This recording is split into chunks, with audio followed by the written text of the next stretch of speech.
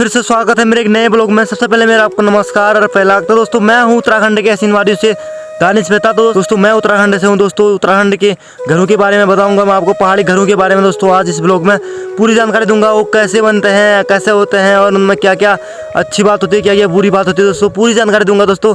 तो बिना किसी देरी के चलते हैं दोस्तों सीधे ब्लॉग पर। तो आज यार शुरू करते हैं बिना किसी बकचोदी। दोस्तों अगर आप उत्तराखंड से हो तो आपको ये जानना बहुत ज़रूरी होगा कि पहाड़ी घर आखिर बनते कैसे हैं दोस्तों। तो दोस्तों मैं इस ब्लॉग में आपको पूरी जानकारी दूंगा पहाड़ी घरों के बारे में। दोस्तों पहाड़ी घर इंसान और जानवरों के दोनों के लिए बनाई जाती थी। इनमें अच्छी अच्छी कलाई देखने को मिलती थी। इन घरों के दरवाजे पे और काफ़ी अच्छे तरीके, काफ़ी मजबूत लकड़ी का इस्तेमाल करा जाता था और इनमें काफ़ी अच्छी अच्छी डिज़ाइनें बनाई जाती थी। हर घर पर अलग अलग डिज़ाइनों का यूज़ करा जाता था पुराने ज़माने में, पुराने ज़माने के लोगों द्वारा। तो लगभग इस टाइम तो लगभग सारे गाँव के सारे घरों को तोड़ के नए घर बना लिए हैं। पुराने घर तो लगभग कहीं बचे हुए हैं, थोड़े बहुत।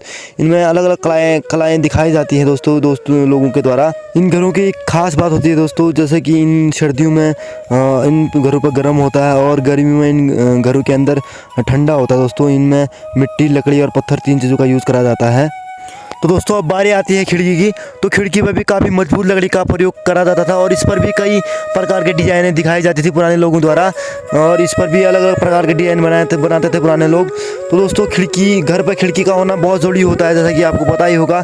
तो उस टाइम भी खिड़की बहुत ज़रूरी थी। और तो दोस्तों जैसा कि अभी आप देख रहे होंगे, अंदर लकड़ी, पत्थर और मिट्टी, तीन चीज़ों का इस्तेमाल करा जाता था। इसके दीवारों के बारे में बता दूं दोस्तों, इसके दीवार बहुत ही मजबूत बनाए जाते थे। इसकी दीवार 15 सेंटीमीटर से भी ज़्यादा चौड़ी बनाई जाती है ताकि मजबूत रहे। 2 पत्थर लगाए जाते हैं एक ही साथ।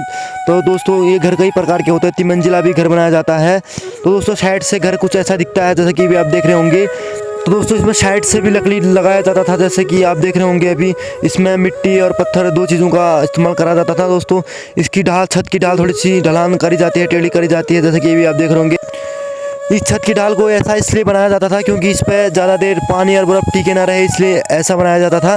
जैसा कि अभी आप देख रहे होंगे, इसमें पतले और लंबे चौड़े पत्थरों का यूज़ करा जाता था। तो दोस्तों इस घर को बनाने में काफ़ी कम पैसा भी लगता था। जो भी इस घर को बनाने के लिए जो भी सामान चाहिए होता है वो आसपास में मिल जाता है दोस्तों।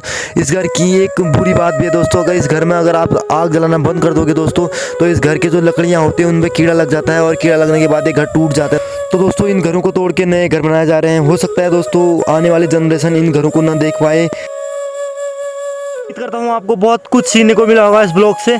तो दोस्तों उम्मीद करता हूँ आपको बहुत अच्छा भी लगा होगा ब्लॉग। अगर अच्छा लगा तो दोस्तों जरूर सब्सक्राइब कर लेना दोस्तों। मैं ऐसे ही ब्लॉग ले आता हूँ डेली। तो दोस्तों मिलते हैं अगले ब्लॉग में कुछ अच्छे ज्ञान। तब तक के लिए बाय।